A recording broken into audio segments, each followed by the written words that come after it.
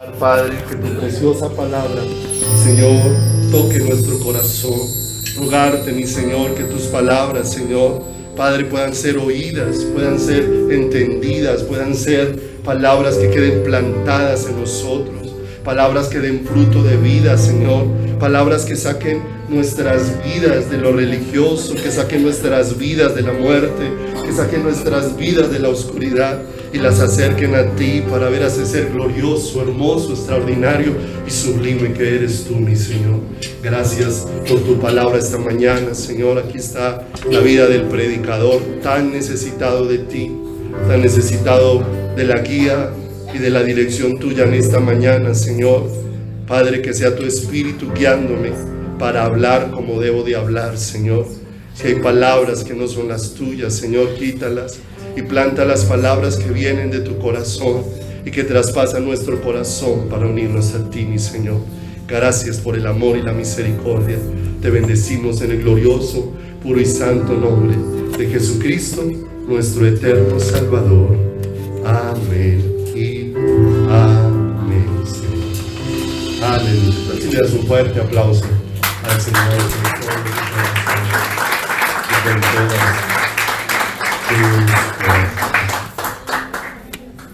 Buenos días, Dios los bendiga, bienvenidos, qué bueno verles en esta hermosa mañana, tenerlos aquí a todos y cada uno. Yo le invito a que vaya en su Biblia a el Salmo, libro de Salmos, en el capítulo número 116, libro de Salmos, capítulo número 116, versículo número 15. Salmo 116, en el versículo 15 está, no en la enseñanza de esta mañana, pero sí algo que les queremos compartir antes de iniciar. La semana anterior estábamos orando por un hombre que Dios nos permitió conocer en el tránsito de nuestra vida y que dejó muchas huellas de Dios en nuestro corazón, porque al mirarlo ciertamente entendemos que es un hombre con una conexión directa al corazón de Dios. Y ciertamente hay muchas personas que dejan huella en nuestro corazón, pero hay unos que dejan huellas que sobrepasan todos los argumentos y pensamientos que nosotros podemos tener. Dice acá el verso 15: estimada es a los ojos de Jehová la muerte de ¿quién? La muerte de sus santos, ¿cierto? Los seres humanos podemos extrañarlo acá, pero ya está disfrutando de la gloria del Padre. Todos tenemos muchas personas que han sembrado cosas de Dios en nuestro corazón, pero hay unos que han sembrado perlas tan preciosas, que han despertado en nuestro corazón un anhelo por la presencia maravillosa de Dios. Y hombres con tanta confianza, con tanta pasión, con tanto deseo, con tanta integridad en su corazón hacia el Señor, que solamente quiero compartirle una pequeña cosa que aconteció un día, porque este hombre estaba en Barranquilla y necesitaban tomar una casa en arrendamiento y le pidieron un fiador, alguien de muy buena manera se ofreció para ser fiador de la casa que iban a tomar. Chepito le dice: no puedo aceptar que seas mi fiador, porque yo no tengo con qué pagar. Y si tú eres mi fiador, te voy a quedar mal. Y eso va a dar un testimonio malo del Señor. Y no aceptó. Cualquiera pudiera decir, le faltó fe, bueno, actuó con locura. Pero era un hombre que para lo más importante para él era el nombre de Dios en alto, independiente de cualquier cosa. No dar lugar a que alguien por medio de él tuviera queja del Señor. Y Dios es fiel. porque él narró en algún momento como la semana siguiente el Señor le envía allí al lugar donde se reúnen un hombre, le pone en el corazón a un hombre que le lleva, no recuerdo exactamente cuántos meses, pero le envió el Señor varios meses de arrendamiento para que los cancelara. Y entonces uno ve cómo son hombres en los que Dios tenía un peso sobrenatural, o sea, no estaban aquí por acumular bienes terrenales, por acumular fama o por acumular reconocimiento. Su único anhelo era el Señor y su único deseo, y Dios lo ha llevado y le ha permitido el mayor sueño que este varón tenía: estar en los brazos del Señor. Y es el sueño de la iglesia, el que debemos de tener, no solamente esperar que ese sea el sueño cuando Dios nos llame a su presencia, sino el sueño desde ahora, estar en su presencia, porque Dios es real y verdadero.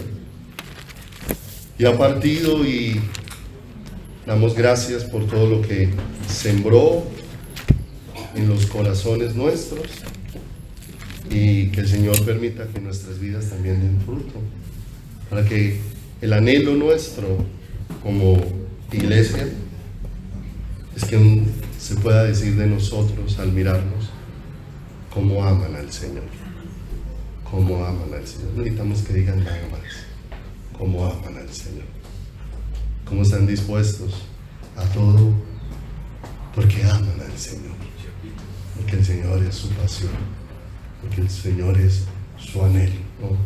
No importa cómo sea las circunstancias, lo importante es quién es Dios para sostenernos en medio de todas ellas. Amén. Bueno, vamos a hacer una oración. Que cierre sus ojitos ahí, Padre. Pedimos que nos ayude, Señor amado, a ser hombres y mujeres conforme a tu corazón.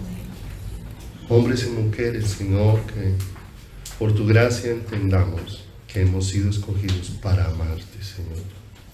Que hemos sido escogidos, Padre, para disfrutar de tu presencia, Señor. Para que contigo no nos falte nada, porque tú eres suficiente para llenar y saciar nuestro corazón. Porque entre más tú nos llenas con tu presencia, menos cosas de esta tierra necesitamos, Señor.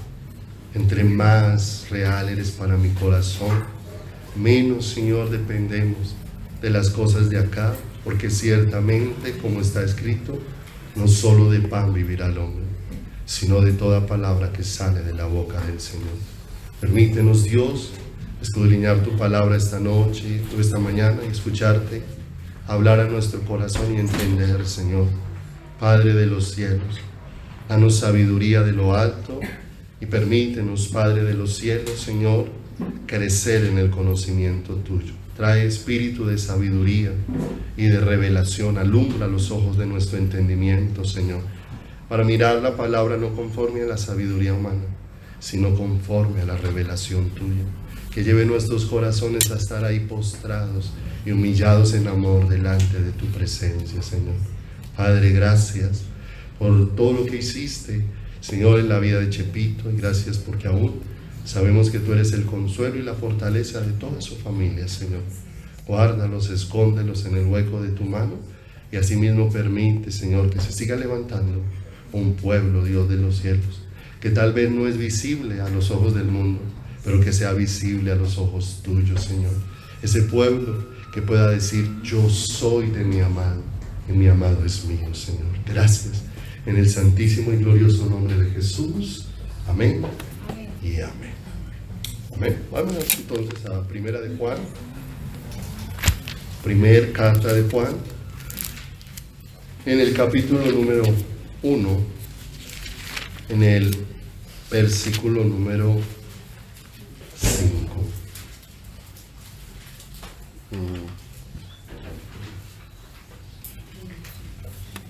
El deseo de Dios es que le conozcamos. Y el deseo de Dios es revelarse a nuestras vidas para volvernos a ese diseño original, a lo que Él planeó para el ser humano en el huerto del Edén.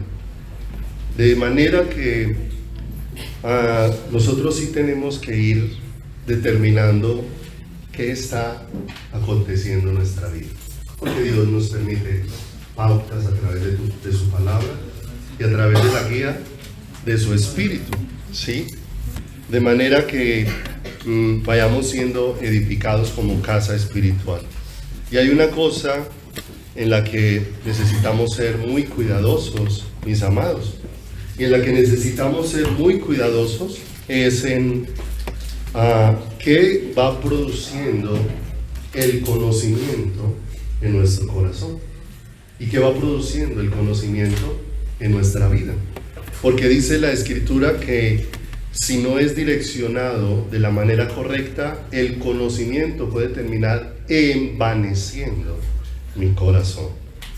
Pero el producto o el fruto que Dios desea que suceda en mi corazón es diferente al envanecimiento, es una inundación del amor de Dios, un estar llenos de ese amor maravilloso del Señor. Por eso, entre más tú y yo vayamos aprendiendo de la palabra, debiera de haber más sencillez en el corazón. Es algo que tiene que suceder si es revelación, si es luz, porque la luz me va llevando a entender la grandeza de Dios, y ante la grandeza de Dios yo lo único que puedo hacer es caer postrado, humillado, rendido ahí bajo su poderosa mano. Es lo que produce Dios en el corazón. Pero si es un conocimiento solo informativo, entonces todos los días yo creo que sé más y hablo más de las cosas de la palabra, muchas veces sin entender en qué estado mi corazón. Los fariseos hablaban mucho de las cosas de Dios y eran muy celosos con muchas cosas, pero cuando tuvieron a Jesús mismo enfrente de ellos, fueron los primeros en ignorarlo. Tenían un conocimiento alimentado por el mucho estudio, y está bien, hay que estudiar y escudriñar la palabra, pero hay que escudriñar y estudiar la palabra humillando el corazón delante de Dios, postrándonos delante de Él, para que ese conocimiento nos lleve a amarlo y no nos lleve a envanecernos, porque el creer que sabemos más, como le pasó a Job, un hombre al que le hacían veña, un hombre al que cuando entraban los muchachos guardaban silencio, porque le consideraban muy sabio, y cuando el Señor se le manifestó, se quedó sin palabras. Y ahora el que era tan sabio delante del Señor estaba diciendo: ahora yo te preguntaré y tú me enseñarás. Entonces todo esto nos va llevando a entender que el conocimiento de Dios tiene que hacer de la iglesia gente más sencilla, más humilde, gente más rendida a los pies del Señor, gente que cada vez tiene que menos de qué alardear, porque no tiene nada de sí mismo para mostrar. Necesita mostrar mucho de Dios y que se evidencie mucho de Dios en su vida y en su caminar. Primera de Juan 1:5 dice la Escritura: este es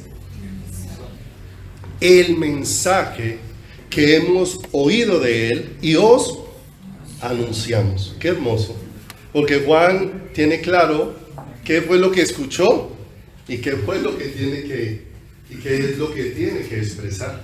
Y eso es muy importante para nuestras vidas, para que no se contaminen las palabras de Dios por un corazón que no está entendiendo al Señor y terminen siendo tergiversadas en nuestro caminar y le demos la connotación o el propósito diferente a lo que Dios dispuso. Dice, el mensaje es: Dios es luz y no hay ningunas tinieblas en Él. Si decimos que tenemos comunión con Él y andamos en tinieblas, mentimos y no practicamos la verdad. Pero si andamos en luz, como Él está en luz, tenemos comunión los unos con los otros, y la sangre de Jesucristo, su Hijo, nos limpia de todo pecado. Cuando miramos una porción como esta, se hace necesario que nuestro corazón sea pesado por la palabra. y por la palabra viva de Dios en cada uno de nosotros, porque estamos viviendo en un mundo bien particular, pero sobre todo bien particular el mundo que hoy está viviendo la iglesia, o el pueblo que se hace llamar iglesia de Dios, porque estamos viviendo un mundo de incomprensibles contrastes, o sea, cosas que uno las mira a la luz de la palabra y no se explica cómo puede un pueblo estar así cuando Dios es toda la fuente de su corazón y de su vida. Porque hoy encontramos un pueblo mejor informado, pero más confundido, ¿cierto? Hemos hablado de que nunca habían tantas predicaciones como las que hay hoy, y de toda clase. Usted encuentra la que defiende esta posición y la que defiende la otra, y cómo esta utiliza para contrarrestar la otra y a la otra, y así. Pero entre más información hay, más confusión encontramos dentro del corazón. Hay mucha gente que aún está sentada en una iglesia y se está preguntando dentro de su corazón: ¿yo sí estaré en el lugar correcto? ¿Yo sí estaré aprendiendo de Dios de la manera correcta? ¿Cierto? Y eso le evidencia que hay algo que no está claro dentro de quién, dentro de su corazón, y hay algo que no está claro dentro de su vida. Y no olvide, todo lo que no está claro y que causa confusión en nosotros son tinieblas y son oscuridad dentro de nuestras vidas. Hoy disponemos de más comodidades, porque la iglesia de hoy sí que dispone de muchas comodidades. ¿Cómo estamos en este salón? Puede ser que no tenga lujos, pero estamos cómodos. Si llueve no nos mojamos, estamos frescos, tenemos buena luz, hay buen sonido, estamos tranquilos, pero ciertamente estamos más cómodos y más insatisfechos dentro del corazón, más cómodos. Hoy hay más tecnología que nunca. Hoy el ser humano disfruta de más tecnología que toda la que haya existido en la historia del hombre, pero pareciese que los avances tecnológicos no están produciendo una mejor calidad de vida en las personas, no están produciendo una mejor calidad de vida en los seres humanos. Y vemos que antes todo han habido avances, pero entre más avances hay, como que hay más descomposición en el ser humano. Y mira uno situaciones que se presentan aún dentro de la iglesia, que nos llevan a preguntar en qué estamos caminando, en luz o en tinieblas. Porque hay cantidad de matrimonios aún dentro de las congregaciones que a la luz de los hermanos se ven bien, pero al interior están pendiendo de un hilo, ¿cierto? Están a punto de desbaratarse, pero la apariencia de ese matrimonio es bonita, pero la intimidad, ¿cierto?, es falsa. Hay una apariencia, y realmente nosotros no somos lo que se ve en público, nosotros somos lo que realmente somos. Es lo que no se ve en nosotros. Aquello que la demás gente puede ver es producto de cómo nosotros podemos generar una apariencia para que se tenga una buena opinión. Pero ¿qué dice la Escritura? Dios no puede ser burlado, porque todo lo que el hombre sembrare, eso también ¿qué? Segará. Entonces todo esto nos lleva a hacernos una pregunta: ¿estamos entendiendo qué es caminar en luz? ¿Qué es caminar a la luz de Dios? ¿Qué es haber sido sacado de las tinieblas? De manera que vamos a ahondar un poco esto que concluyó en Primera de Juan, pero que es un tema que desde hacía rato traía el apóstol Juan dentro de su caminar. Empecemos por Mateo capítulo número 6, versículo número 22. Mateo, en el capítulo número 6, en el versículo número 22,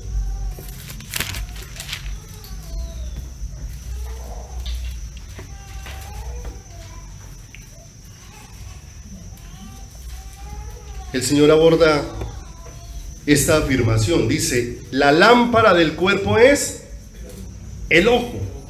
Así que si tu ojo es bueno, todo tu cuerpo estará lleno de luz. Pero si tu ojo es maligno, todo tu cuerpo estará en tinieblas. Así que si la luz que hay en ti es tinieblas, ¿cuántas no serán las mismas tinieblas? Y si lo llevamos al mundo natural, cuando un ojo pierde la capacidad de ver, una de las cosas que hace es que pierde la capacidad de percibir la luz. O sea, ya no percibe la luz. Y no percibe la luz porque el funcionamiento del ojo se dañó. Porque realmente lo que hace la luz es producir un efecto en el ojo para que el ojo transmita todas las figuras, la información, los colores que produce. Mire que los colores son aún producidos por la luz. La luz es la que produce un efecto determinado en cada parte para que eso produzca un color o haga evidente un color. Entonces, cuando hay ceguera, se puede apreciar lo que la luz puede mostrar. No, en ninguna manera. Por eso la palabra de Dios aquí está indicando, si tu ojo está enfermo, entonces lo que está percibiendo es oscuridad. Y si lo que tu ojo percibe es oscuridad, todo lo que hay dentro también es conforme a lo que percibe el ojo, hablándolo en lo natural. Pero si tu ojo puede ver bien, entonces todo lo que va a ver dentro también va a ser correcto, de acuerdo a lo que estás viendo. Entonces viene una pregunta en el ámbito espiritual para cada uno de nosotros. ¿En qué estado está nuestra visión espiritual?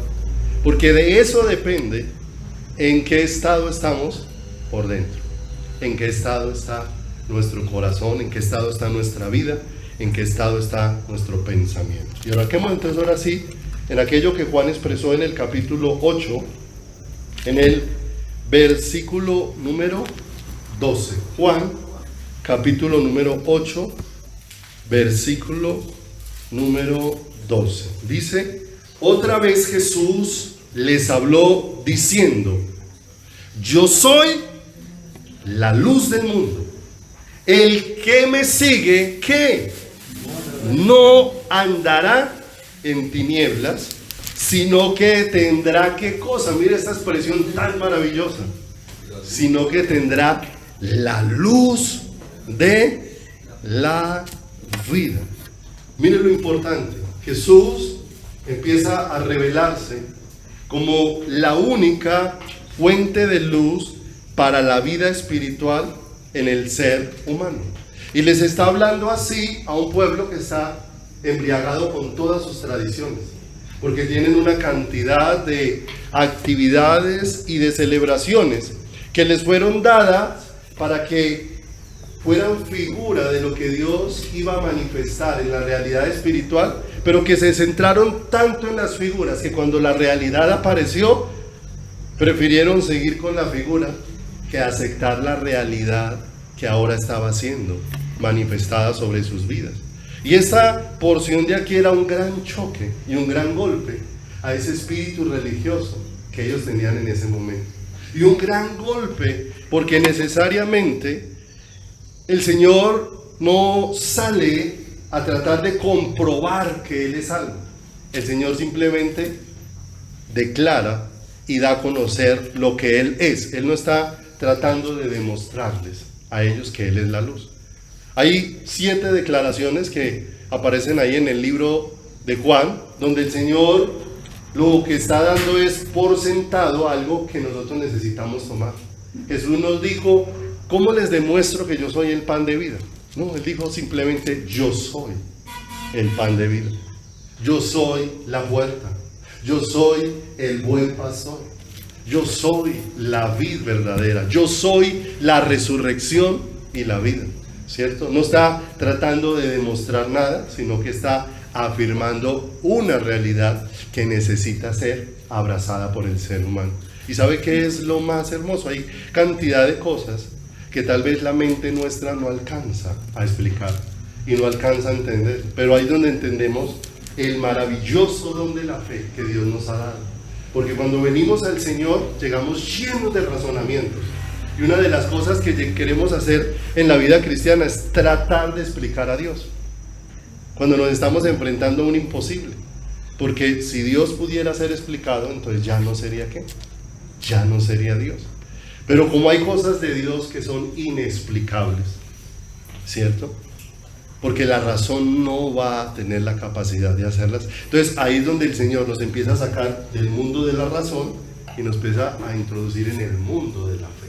Como dice la escritura en Hebreos, por la fe creemos haber sido constituido el universo. Hay cosas de allí que son inexplicables, hay cosas de Dios que son inexplicables, pero nosotros por la fe empezamos a aceptar y abrazar aquello que por el razonamiento no lo pudiéramos hacer, porque sobrepasa esa capacidad que hay dentro de nuestra vida y dentro de nuestro caminar.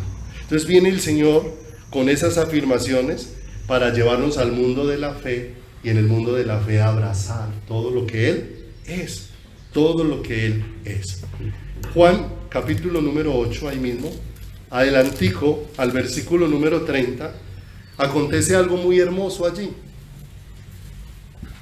algo muy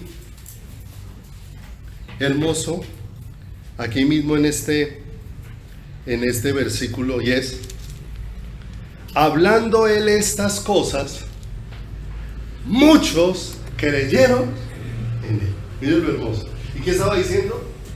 Yo soy la luz del mundo. Y les estaba hablando, de manera que en el escenario donde estaba hubo gente que no creyó, pero hubo muchos que sí abrazaron lo que Él estaba, ¿qué?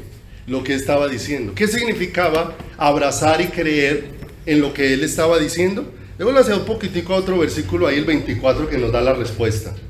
En el 24 dice: por eso os dije, 8:24, que moriréis en vuestros pecados, porque si no creéis que yo soy, en vuestros pecados, ¿qué? Moriréis. Si no creéis que yo soy. O sea que ahí ese era un asunto que estaba definiendo la vida de las personas, la vida de los corazones. Yo soy la luz del mundo. Y muchos de los que estaban ahí, ¿qué? Creyeron. Y mire que el Señor ahí no estaba haciendo ni señales, ni milagros, ni prodigios. Estaba hablando la palabra. Y la palabra fue suficiente para que muchos de los que estaban ahí, ¿qué? Creyeran. Porque la fe es por el oír, y el oír por la palabra de ¿quién? Por la palabra de Dios. De manera que nosotros podemos encontrar dentro de un lugar de reunión a muchas personas que pueden estar ahí sentados escuchando la palabra, pero que aún no son creyentes. Pero ¿sabe qué es lo hermoso? Que cuando estamos ahí escuchando la palabra tenemos la oportunidad, como le pasó a muchos, que muchos empezaron escuchando a Jesús decir: soy la luz del mundo, y no eran creyentes. Y cuando Jesús terminó su mensaje, ahora estaban creyendo en Él. Había acontecido un milagro extraordinario. Mientras escuchaban a Jesús, habían sido pasados de muerte a vida. ¡Qué milagro tan maravilloso! El que puede acontecer, aún en una reunión como esta. Que puedo estar sentado ahí, y hoy puede ser una oportunidad grandiosa de Dios para mi vida, de que haya entrado como un incrédulo, y que pueda el Señor enviarme de regreso a casa como una persona creyente. Y ahora vamos a aprender algunas implicaciones que esto traería a nuestras vidas y a nuestros corazones. Qué tremendo cuando nosotros podemos oír la palabra del Señor y la podemos recibir dentro de nuestro corazón. Entonces vamos a mirar bajo de qué escenario fue el que se dio todo este asunto, cuando el Señor expresa en medio de los que le estaba hablando: yo soy la luz del mundo. Porque nosotros tenemos la particularidad de volver cosas gloriosas simples, y de volver expresiones descomunales de la palabra de Dios algo sencillo que no produce nada en nuestras vidas y en nuestros corazones. Y todo eso depende de la disposición de ¿quién? Del corazón nuestro hacia el Señor. Entonces, vuelva ahí al 8:12. Otra vez Jesús les habló. Entonces, para llegar a este otra vez, significa que antes de esto ya les había hablado. Y yo tengo que saber qué les había hablado para poder llegar a lo que Él les llegó a expresar. ¿A dónde? Aquí. Otra vez, ¿cierto? Esto tiene mucha relación con lo que el Señor ya traía desde antes. Y ese antes empieza en el capítulo número 7, en el versículo número 1 de Juan. Acompáñenme ahí. Juan 7, 1. ¿Cuál era el escenario donde el Señor les habló estas cosas? Porque nos damos cuenta cómo el Señor preparó escenarios hermosos para en esos escenarios revelarse al corazón humano. Dice en el 7:1, después de estas cosas, andaba Jesús en Galilea, pues no quería andar en Judea porque los judíos procuraban matarle. Verso 2, estaba cerca la fiesta de los judíos, la de los tabernáculos.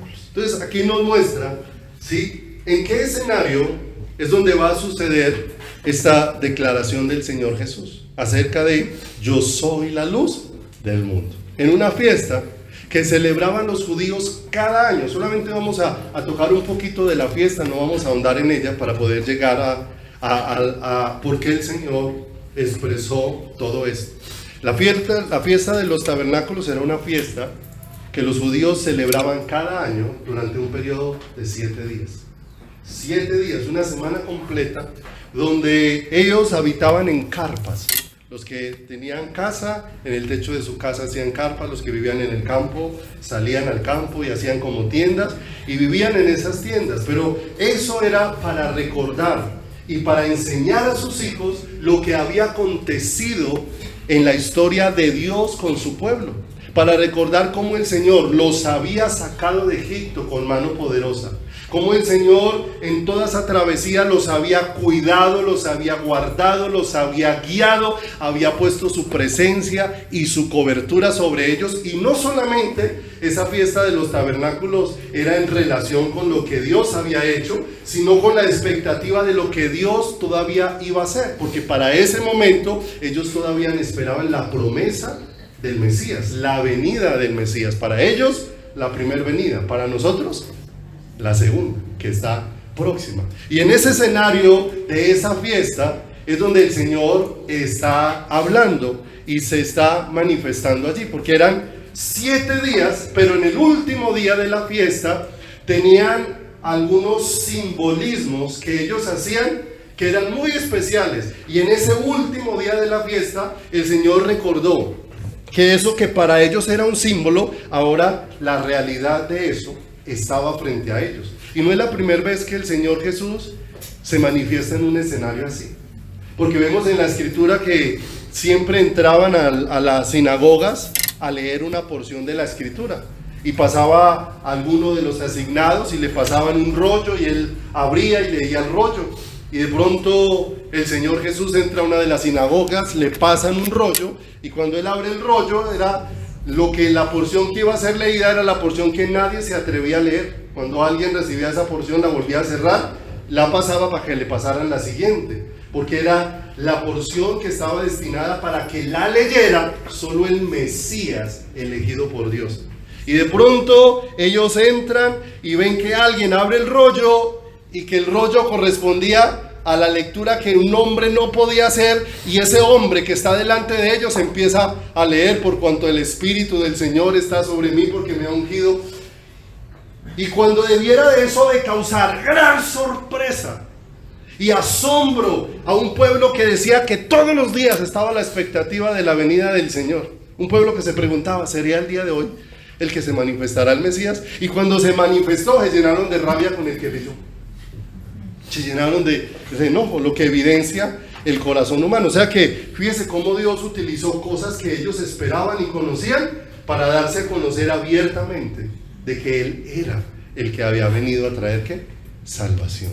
De que Él era el que había venido a traer vida nueva. Y ahora, en esta fiesta de los tabernáculos, si pasa allá adelantico, en el capítulo número 7, al versículo número 37. Esto hace parte de lo primero que Dios habló para llegar a hablar, lo que leímos en el verso 12, cuando dice: otra vez Jesús les habló. Y en el verso 37 habla de cómo en el último día de la fiesta, estaban en el séptimo día de la fiesta de los tabernáculos, y no olvide que habían unos simbolismos que hacían el último día en la fiesta, que ahora Jesús se para y dice: todo lo que ustedes están haciendo ahí, soy yo. Y uno de ellos está en el verso 37, dice: en el último y gran día de la fiesta, Jesús se puso en pie y alzó la voz diciendo: si alguno tiene sed, venga a mí y beba. El que cree en mí, como dice la escritura, de su interior correrán ríos de agua viva. Y era que el último día de la fiesta, una de las cosas que hacían los sacerdotes era que iban a un estanque, sí, conocido con el nombre de Siloé, y de allí recogían en una vasija agua. Y esa agua era agua limpia. Y con esa agua entraban al templo, pero entrar con esa agua al templo entraban en alabanza y en adoración. Y esa agua la servían en una vasija que era de oro. Y todo eso representaba, era lo que provenía de Dios. No olvide que el oro siempre nos habla de la deidad del Señor. Y que lo que contenía esa vasija también provenía de la naturaleza de quien. Y entraban con esa vasija y todos entraban celebrando, porque ese era un símbolo del agua que iba a ser derramada para limpiarles. Y cuando ya estaban en el altar, después de cantar, el sumo sacerdote tomaba esa agua y la rociaba como una ofrenda en todo el altar. Y el pueblo celebraba, porque para ellos recordaban una porción de Isaías diciendo: estas son las aguas de su salvación. Y él, viendo que están haciendo eso, frente a ellos se para y les dice: si alguno tiene sed, venga a mí, beba, porque esa figura que ustedes están haciendo ahí, soy yo. El agua que ustedes están derramando ahí y que la consideran fue el agua dada para salvación, soy yo. Yo soy el agua de vida. Si alguno tiene sed, venga a mí y beba. Lo que el Señor le dijo a la mujer samaritana: si bebes de esa agua, volverás a tener sed. Pero si bebes del agua que yo te daré, será en ti una fuente de agua que salte para vida eterna.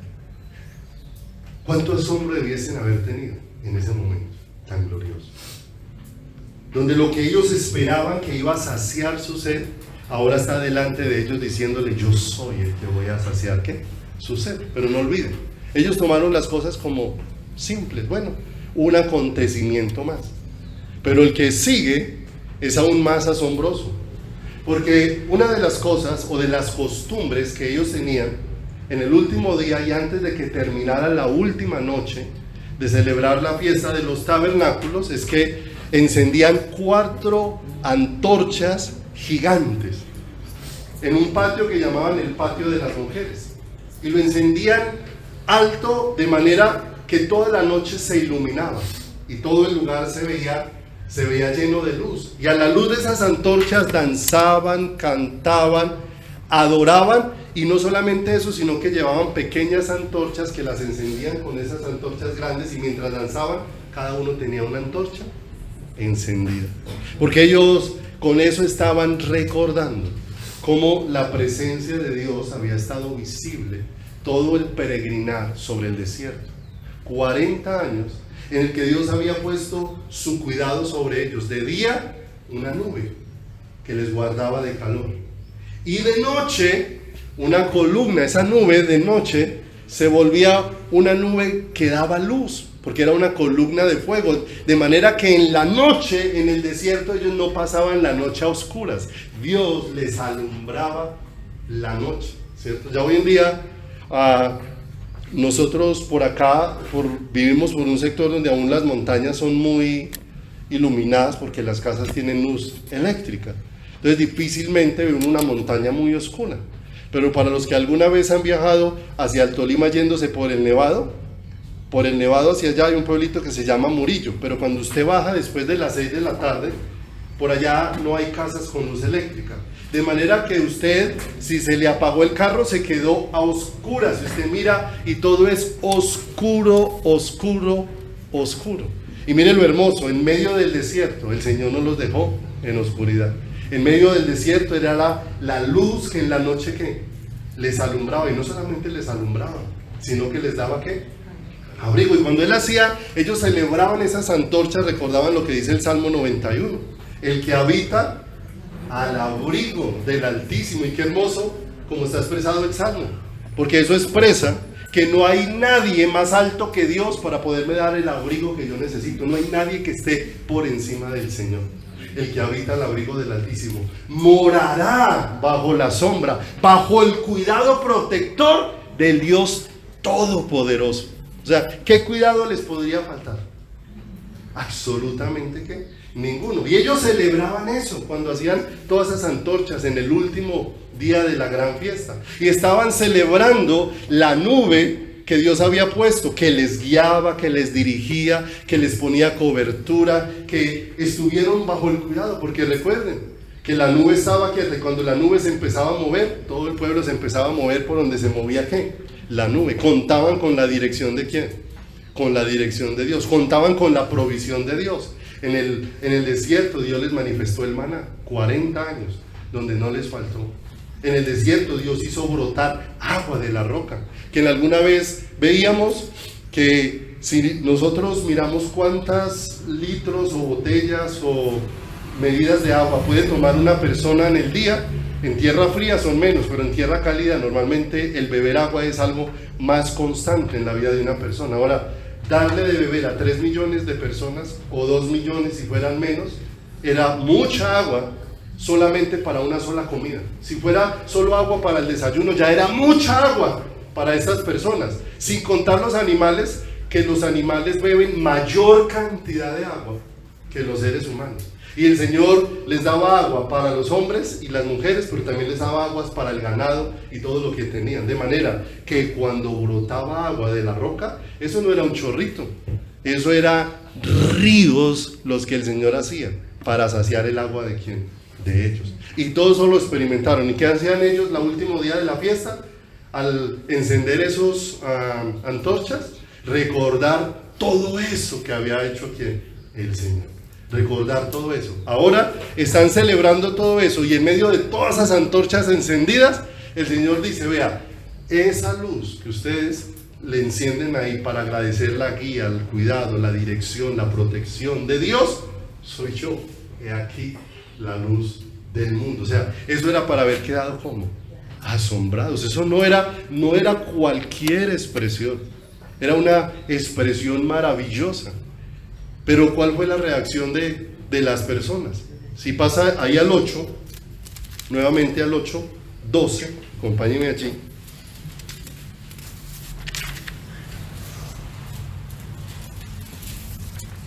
Al 8, 12, donde dice: otra vez Jesús les habló diciendo, la primera fue: yo soy el agua de vida, si ustedes tienen sed, venga a mí, beban. Y viene con la segunda.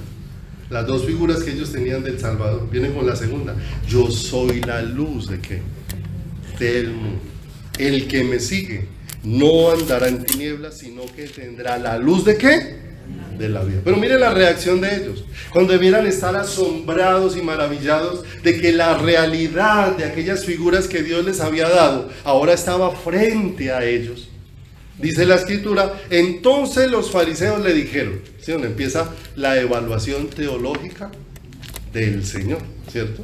La teología es buena mientras no se convierta en un estorbo para la fe, ¿cierto? Porque hay cosas de la teología que nos pueden edificar, pero hay otras cosas que pueden entorpecer nuestra búsqueda del Señor. Y aquí, en el caso de los fariseos, le estaban entorpeciendo, porque ahora ellos, en lugar de tener ese corazón dispuesto para creer, porque a este punto ya el Señor ha hecho muchas manifestaciones, de manera que ya la vida de Jesús es pública, de manera que ya había pasado Nicodemo, uno de los principales, y él le había dicho a Jesús: ninguno puede hacer las cosas que tú haces si Dios no está con él. Ninguna de esas cosas. De manera que no era alguien desconocido. Y ahora ellos lo escuchan frente a todas estas cosas y en lugar de caer rendido su corazón para pedirle al Señor que les permita ver más de eso que el Señor les está mostrando, ellos están preocupados que ¿quién da testimonio de Jesús? O sea, ¿quién da testimonio de lo que estás diciendo? ¿Quién nos puede comprobar las cosas? ¿Quién nos puede dar veracidad de las cosas que estás diciendo? Ya había una barrera en sus corazones para una revelación tan grande y tan profunda. Por eso les decía al comienzo, cuando todo lo que yo conozco de Dios solamente es una adquisición de información, entonces necesariamente yo mismo puedo levantar obstáculos y barreras y argumentos que se levanten contra el conocimiento de Dios, porque tengo tantos argumentos que cuando el Señor aparece a hablarme, son más importantes mis argumentos que lo que el Señor me quiere mostrar de quién, me quiere mostrar de Él. ¿Usted sabe cuántas teorías acerca de la Biblia, del hombre y de la historia tiene el ser humano? Muchísimas, ¿cierto? Y es más, yo creo que en algún momento que Dios decida revelar cosas más profundas de su corazón, en algún momento uno mirará la palabra y dirá, mi teoría estaba tan lejana de la realidad del Señor. Yo miré la palabra así, y es más, tuve todos los versículos bíblicos para soportar la teoría que yo dije, pero cuando el Señor apareció con su luz, toda esa teoría que se desvaneció, se hizo como polvo frente a la grandeza del conocimiento. Por eso hay algo que no podemos perder de vista. No importa cuánto Dios te permita conocer del Señor, no podemos perder el tener un corazón enseñable. ¿Por qué? Porque si nos perdemos eso de vista, la soberbia se va a apoderar de nuestro corazón. Es más, a veces el ser humano puede asumir la actitud de que, yo ya sé mucha Biblia. ¿Usted qué sabe? No, yo sé poquito. Entonces, ¿usted qué va a tener para enseñarme? Y muchas veces no sabes que con eso poquito que Dios le dio a esa persona, puede ser que tú tienes más información con menos revelación y ese conoce más poquito con más luz. ¿Cierto? Porque así es con el Señor. Porque dice el Señor, no ha entorpecido Dios la sabiduría de los sabios. Se creyó muy sabio. Entonces el Señor nos va asentando para entender que no importa cuánto haya aprendido, ¿cierto? Voy a colocar un ejemplo que de pronto algunos lo conocen, pero otros no lo han escuchado y nos sirve. Algo que le pasó a don Eduardo alguna vez en una congregación, ¿sí? Porque el pastor no estaba y el pastor ese día asignó a que predicara un hermano que en la iglesia era albañil, ¿cierto? Y aparte de eso, era albañil, también aparte de eso no era muy bien letrado, no tenía mucho estudio, no tenía mucha capacidad. Cuando anuncian que el hermano es el que va a predicar porque el pastor no vino, ¿cierto? Entonces don Eduardo se enoja en gran manera. ¿Cómo es de bruto el pastor que coloca a ese hombre, siendo que aquí hay tanta gente inteligente para hablar de la palabra de quién? De la palabra del Señor. Separó a ese hombre con toda la sencillez, la humildad, con su corazón temblando para hablar del Señor. Y crea que después de ¿cuántos años? 20, 30 años de haber escuchado, nunca esa enseñanza que ese hombre dio ese día se le quedó grabada en el corazón a don Eduardo y nunca se le olvidó lo que el Señor enseñó a través de ese hombre. Y cuando terminó de predicar, tuvo que agachar la cabeza y reconocer que es que la sabiduría no es de los hombres, la sabiduría es de ¿quién? Es de Dios, y que Dios puede utilizar al que menos uno piensa para darle enseñanzas grandes al corazón de uno, y con todo eso nos aterriza para darnos cuenta que el único que tiene toda la sabiduría es Dios. Por lo tanto, por lo demás, todos nosotros necesitamos que Dios le reveló una cosa a una persona, y cuando esa persona la comparte, me edifica, y yo lo comparto y me edifica, y así Dios nos va edificando a todos, porque en el cuerpo nos necesitamos ¿qué? Todos, a todos. Y todos dependemos de la misma provisión que viene de ¿quién? Que viene del Señor. Pero ¿a dónde estaban parados los fariseos? En sus argumentos, en sus doctrinas, en sus teorías, de manera que ya tenían una barrera, y cuando el Señor les hablaba verdades tan definitivas, sus corazones estaban como un témpano frente a algo que debiera de haber derretido sus corazones, ¿cierto? Es más, mire lo hermoso.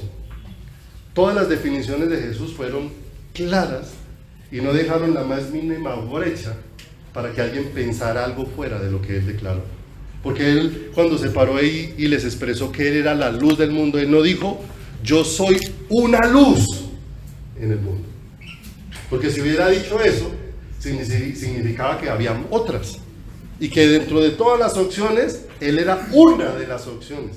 Pero cuando él expresó, yo soy la luz, dejó claro, yo soy la única opción. Que está confirmada por más porciones de la Escritura. Nadie viene al Padre, sino por mí. No hay otra forma, no hay otro intermediario. María, muy linda, está allá en la presencia de Dios. De seguro que está ahora, lo que pudo decir en comienzo en la tierra, lo estará diciendo ahora en el cielo, cuando dijo, engrandece mi alma a Dios mi Salvador. Mi espíritu se regocija. Lo que empezó a hacer aquí en la tierra, lo estará haciendo allá en el cielo, pero por la misma intermediación de Jesucristo, ¿cierto? Y aunque esté allá adorando en el cielo, ¿qué puede hacer por nosotros? Nada, porque el único camino para llegar al Padre es Jesús. Yo soy la luz de ¿qué? Yo soy la luz del mundo. Acompáñenme a Isaías 42:5. ¿Serían los fariseos tan estudiosos de la Biblia conocedores de las profecías bíblicas? Con toda certeza que las conocían.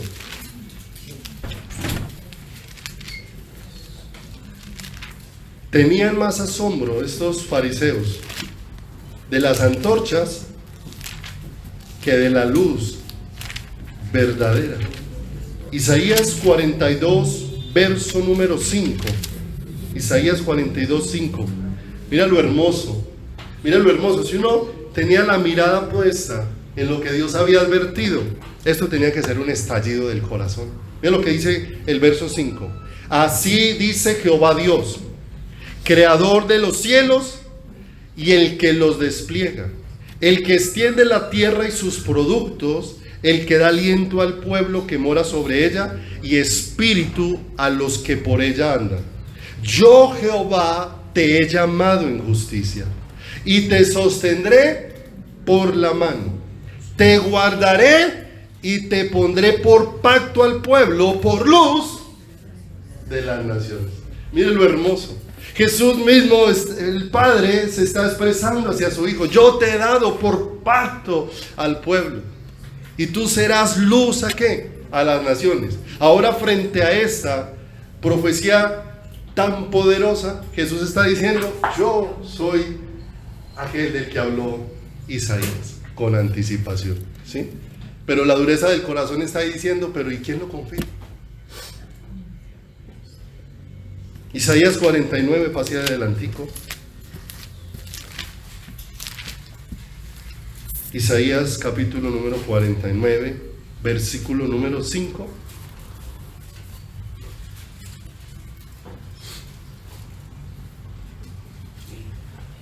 Ahora pues dice Jehová, el que me formó desde el vientre para ser su siervo, para hacer volver a él, a Jacob, y para congregarle a Israel, porque estimado seré a los ojos de Jehová, y el Dios mío será mi fuerza. Dice, poco es para mí que tú seas mi siervo, para levantar las tribus de Jacob, y para que restaures el remanente de Israel. También te di por luz a las naciones, para que seas mi salvación hasta lo postrero de la tierra. ¿Cierto? Si conocían eso que había sido anunciado de antemano, deberían de haber estado maravillados con lo que ahora estaba aconteciendo. Cuando Jesús, en medio del final de aquella fiesta, cuando todos estaban en su éxtasis, cuando todos estaban celebrando, Él se para y dice, todo esto que están celebrando, soy yo. Soy yo y ahora estoy delante de ustedes. Juan 1:1, vaya conmigo allí. Evangelio de Juan, capítulo número 1.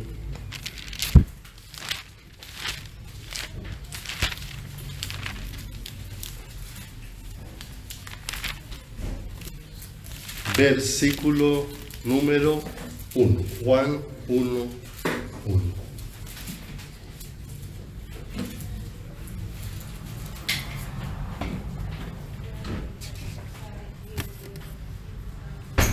1:1. En el principio era el verbo, y el verbo era con Dios, y el verbo era Dios. El verbo es la palabra viva que es Jesucristo. Este era en el principio con Dios. Todas las cosas por Él fueron hechas, y sin Él nada de lo que ha sido hecho fue hecho. En Él estaba ¿qué? Y la vida era la luz de ¿quién? Era la luz de los hombres, ¿cierto? ¿Qué estaban ellos esperando? Un Salvador. Y ahora cuando Jesús les dice yo soy la luz del mundo, les está diciendo yo soy la vida que les va a traer luz al corazón. Porque la vida que produce en la vida de las personas, luz. Hay algo que me llama mucho cuando uno mira un poquito dentro de lo natural a cosas que pertenecen a características de la luz natural, ¿cierto? Y que nos dan un reflejo muy pequeño comparado con la grandeza de lo que es Dios mismo en ese aspecto, ¿sí o no? Por ejemplo, la luz es incorruptible, porque tú miras que la luz traspasa un charco lleno de suciedad, mugre, agua sucia, pero la luz que sale al otro lado del charco no sale sucia por la luz por la que pasó, o sea, pasa por esa suciedad, pero la suciedad no la toca, como es nuestro Dios, incorruptible. Un Dios que puede tocar mi vida, que está sucia, pero en lugar de que mi vida le haga algo de corrupción a Dios, todo el poder de Dios puede quitarle la corrupción que hay dentro de mí. Y alguien decía lo siguiente: yo no solamente creo en la existencia del sol porque lo veo, sino por lo que el sol hace. Y se pregunta uno qué hace el sol, ¿cierto? El sol existe, pero lo que el sol hace es alumbrar. Y cuando el sol alumbra, hace que yo vea, ¿cierto? Si el sol hoy no alumbrara, pudiésemos ver. ¿Estaríamos en qué? En oscuridad. Y eso me llama mucho la atención. No solamente con la luz vemos a Dios, sino que la luz de Dios es la que me lleva a ver todas las realidades espirituales que Dios ha dispuesto para nuestras vidas. Por eso es que la Escritura dice: en tu luz veremos la luz, que no solamente es la luz de Él, sino que la luz de Él es la que hace posible que podamos ver. O sea, ¿qué les faltaba a todas estas personas en su corazón? Que tenían a la luz delante de ellos, pero no veían. Estaban ciegos, estaban en tinieblas, estaban en oscuridad en medio de su caminar. Y podemos encontrar así una lista de personas que frente a cosas de Dios las tomaron con displicencia, las tomaron con superficialidad, las tomaron a la ligera, ¿cierto? A veces la salvación es algo tan extenso y tan profundo del corazón de Dios que a veces nosotros osadamente nos atrevemos a decir en 2 minutos que ya sabemos qué es la salvación. Lo osado del Señor. ¿Por qué el pueblo se pierde? Se pierde porque muchas veces consideramos a Dios no como Dios es. Porque crea, podemos estar toda la eternidad aprendiendo de la salvación de Dios y todavía no hemos terminado de conocer cuán grande fue la obra que Dios hizo allí. Si la Escritura da testimonio de que se necesitó más poder de Dios en el monte Calvario para salvar a la gente que poder de Dios en la creación. Y cuando uno mira Génesis 1 y toda la creación, uno dice: esto es poderoso lo que Dios hizo. Y Isaías da testimonio desde que se necesitó todo el poder de Dios en el monte Calvario para salvar al hombre, cuando no se dice así, que se necesitó todo el poder de Dios para crear el universo. Y uno dice: wow, si el universo, mire, sin ir tan lejos, nada más escudriñándolo de aquí, todos los días, en la medida que el hombre investiga, se encuentran nuevas especies, se encuentran nuevos microorganismos, ¿sí? Y todos los días tiene que estudiar, y entre más estudia, hay más para aprender. Y solamente estamos hablando de la Tierra. Váyase al universo. Entre más aparatos hace, más grande se le hace el universo, ¿cierto? Hasta hace un tiempo eran ciertas galaxias, y hoy en día cada vez que hacen telescopios más poderosos, parece que entre más grande el telescopio, más se ensancha el universo, ¿cierto? Y mire lo hermoso, alguien expresó con sabiduría lo siguiente: el universo fue hecho de la medida de Dios, para expresar a Dios. Y la tierra fue hecha de la medida del hombre. Por eso la tierra comparada con el universo es como un grano de polvo. Nosotros comparados con Dios somos inmensamente pequeños. Y eso nos lleva de verdad a preguntarnos aquello que contempló el salmista cuando dijo: ¿qué es el hombre para que te acuerdes de él? Y el Hijo del Hombre para que tengas de él memoria. Qué asombro tan maravilloso. Pero cómo tomaban las cosas con simplicidad dentro de su corazón. Y vemos cuál fue el final de los que tomaron con simpleza las cosas de Dios dentro de su corazón y dentro de su vida. Mire, Israel era gobernado por Dios. ¿Y qué pidió? Ser gobernado por el hombre, como las demás naciones. Se le advirtió a Israel que no era bueno que el hombre lo gobernara. Se le advirtió cómo lo iba a oprimir. ¿Pero qué dijo Israel? No importa. ¿Pero sabe por qué no importa? Porque hay algo bien tremendo. A nosotros nos gusta mucho que nos hablen de Dios como Salvador, pero no nos gusta que nos hablen de Dios como Señor. Y cuando nos hablan de Dios como Salvador, nos muestran todo el amor de Dios. Pero cuando nos hablan de Dios como Señor, nos hablan de cómo mi vida de verdad se tiene que sujetar a quién. Se tiene que sujetar al Señor. Entonces vemos que ellos, ¿por qué prefirieron un rey hombre sobre ellos? Sencillo, porque el hombre es permisivo, porque el hombre aceita cosas, porque el hombre cambia los planes de Dios, porque el hombre a lo malo llama bueno y a lo bueno llama malo. Entonces prefirieron a alguien que fuera permisivo, porque así para ellos la vida sería más fácil en cuanto al pecado. Porque cuando nos acercamos a Dios, Dios no es permisivo. Y él habla con claridad: si perseveras en tus pecados morirás. Y ese morirás no está hablando simplemente de una muerte física, está hablando de una muerte eterna, de una separación eterna. ¿De quién? Eterna del Señor, porque Dios no es permisivo. Por eso aún habla que hablarle a Dios de nuestros pecados no es simplemente decirle yo pequé, sino que la palabra de Dios dice: el que confiesa y se aparta, ¿cierto? Porque Dios con su poder nos lleva a tomar ¿qué? Decisiones, porque Él no nos dejó solos. Él dice que nos ha dado de su espíritu, y no nos dio espíritu de cobardía, sino de poder, de amor y de dominio propio, para aprender a decirle con la fortaleza de Dios no a muchas cosas. Es cierto, hoy vivimos en un mundo lleno de laxivia, pero eso es como vive el mundo, no como vive la iglesia. La iglesia no fue llamada para vivir llena de laxivia, la iglesia fue llamada para vivir consagrada ¿a quién? Consagrada al Señor. Entonces todo eso nos va llevando a mirar dónde tenemos puestos ¿qué? Dónde tenemos puestos los ojos. Vidas como la de Saúl, que no aprendió a esperar. Si no aprendemos a esperar, ¿cómo vamos a conocer a Dios como Señor? Si el Señor es el que determina el tiempo, la forma, las circunstancias. Y tenemos que aprender a esperar ¿en qué? En eso. Aprender a esperar en el señorío ¿de quién? De Dios. ¿Quién determinó que Saúl esperara 7 días? Dios. Dios, 7 días.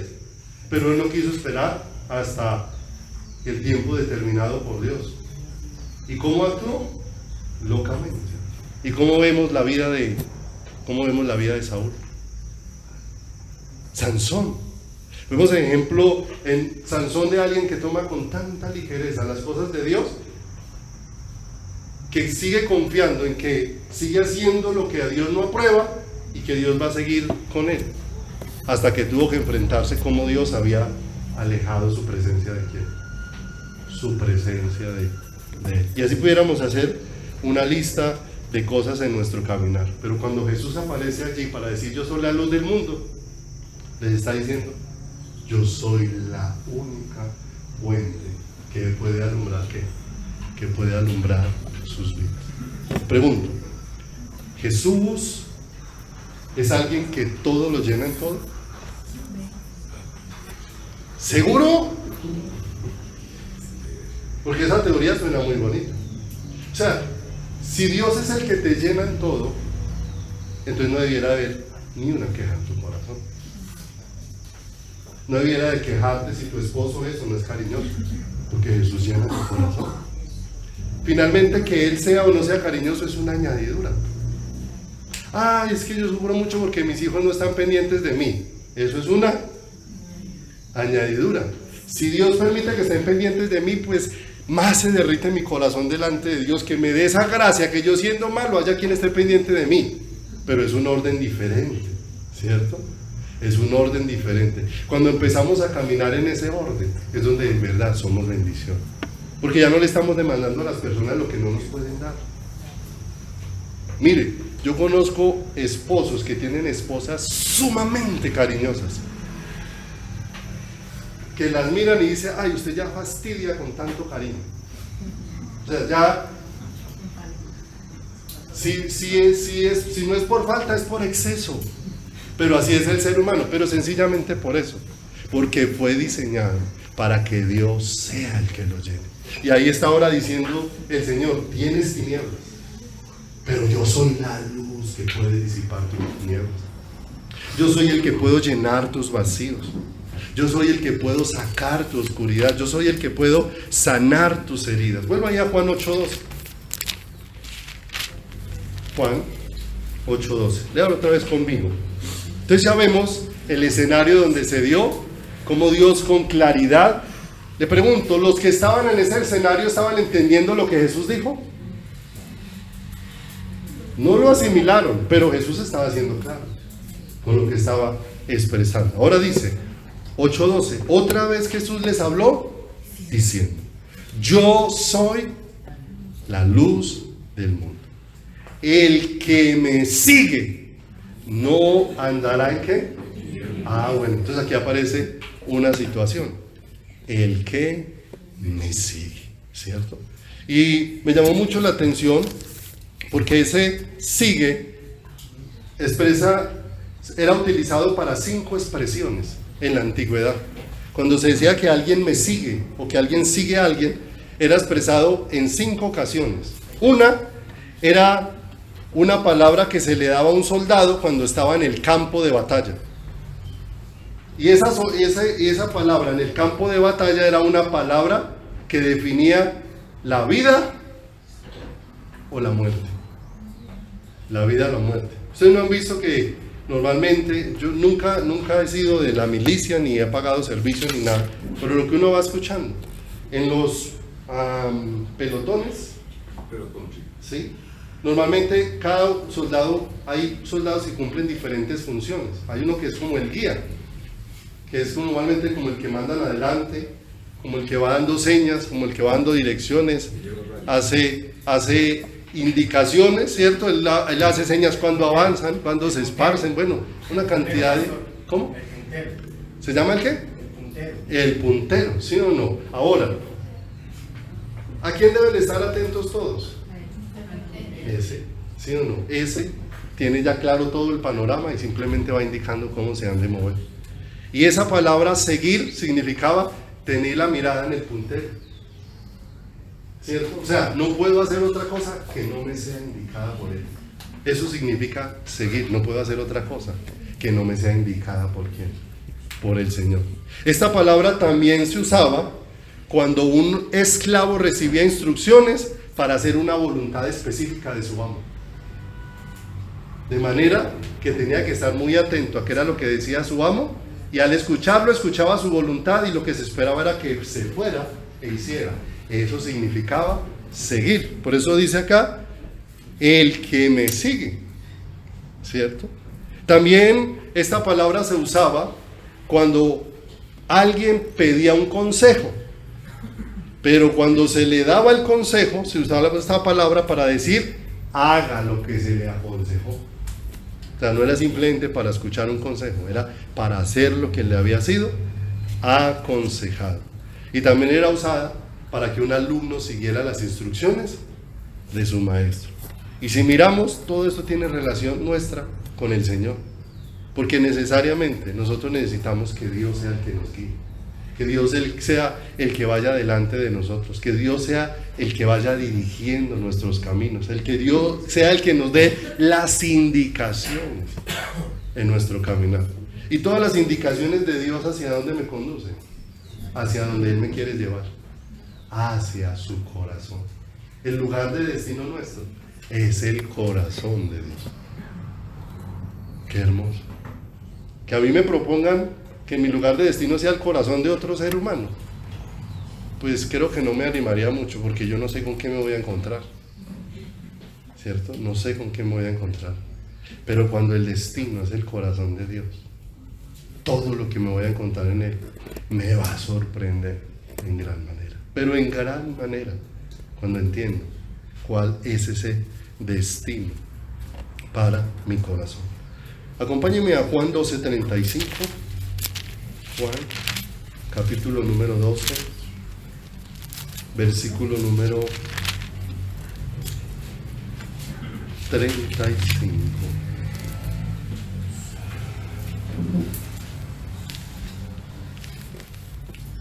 Juan 12:35.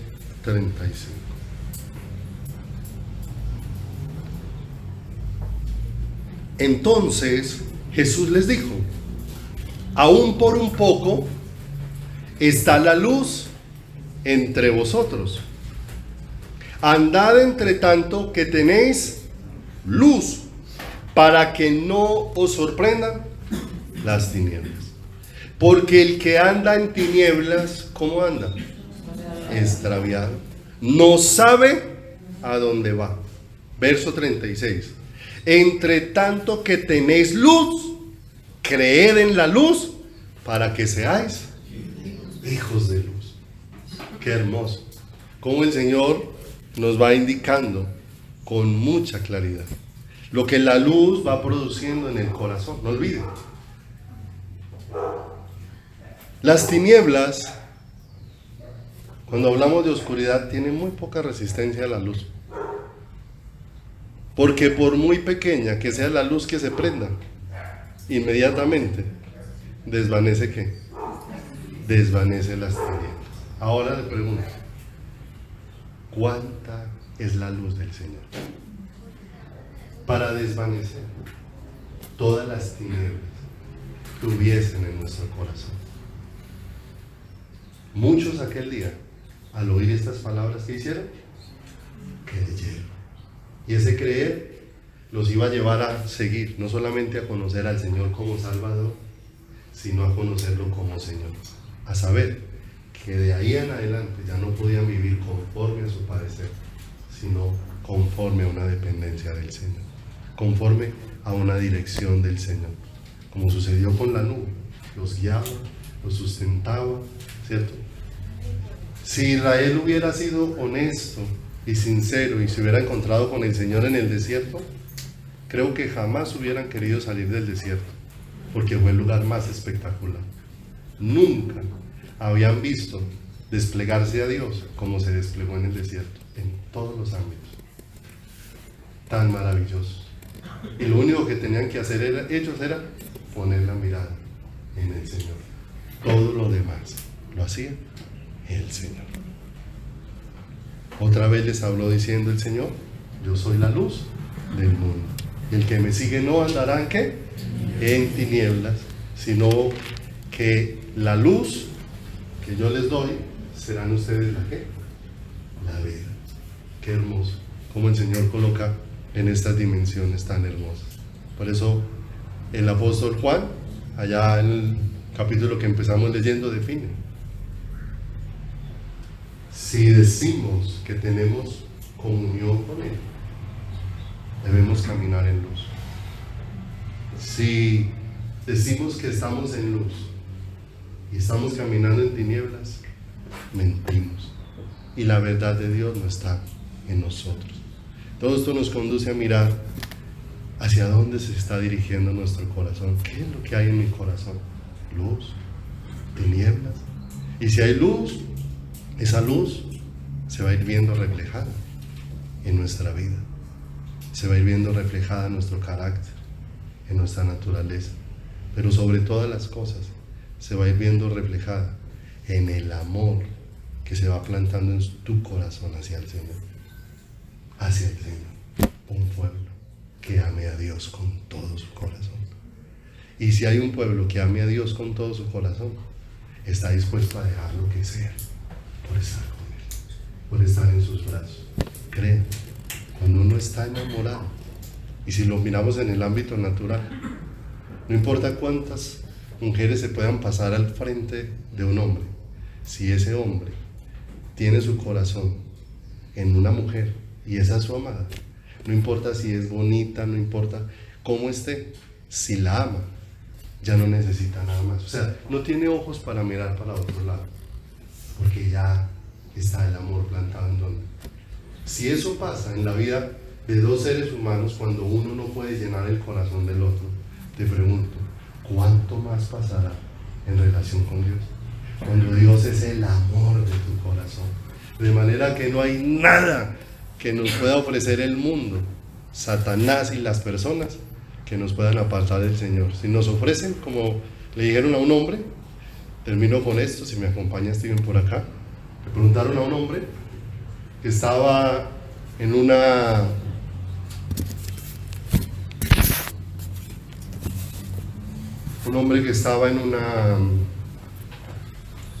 silla eléctrica para ser ejecutado. Le faltaban 3 horas para cumplirse el momento de que encendieran la silla eléctrica y se acabaran sus días. ¿Cuántas horas de vida le quedaban? 3. Se paró alguien y le dijo, le traigo todos estos títulos, vea, le vamos a poner todas estas fincas a nombre suyo, estos carros últimos modelos, este centro comercial. Y él lo miró y le dijo, a mí para qué me va a interesar propiedades a mi nombre cuando estoy a punto de morir. Otro vino y le trajo títulos y le dijo, le vamos a dar títulos de honoris causa para que no muera como un simple hombre, sino que muera con títulos de abogado, de magíster. Y él lo mira y le dice, ¿y yo para qué quiero títulos si me voy a morir?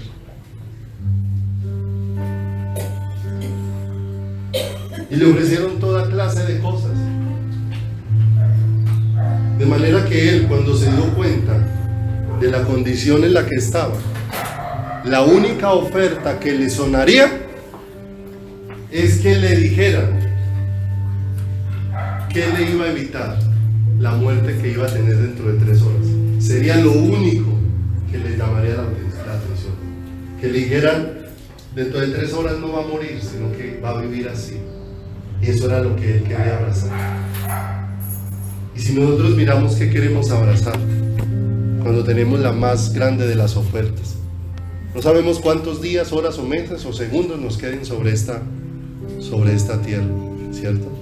Pero ciertamente un día vamos a morir. Y te pregunto, ¿qué has abrazado? ¿Posesiones, títulos, riquezas? ¿O has abrazado la luz que disipa las tinieblas de tu corazón? Y esta mañana podemos aún retomar el camino. Si lo que estamos buscando y abrazando no es lo que proviene de Dios. Yo soy la luz del mundo, el que me sigue no andará en tinieblas. Vamos a orar en esta mañana. Padre bueno y maravilloso, te damos muchas gracias por bendecirnos, Señor. Muchas gracias, Padre,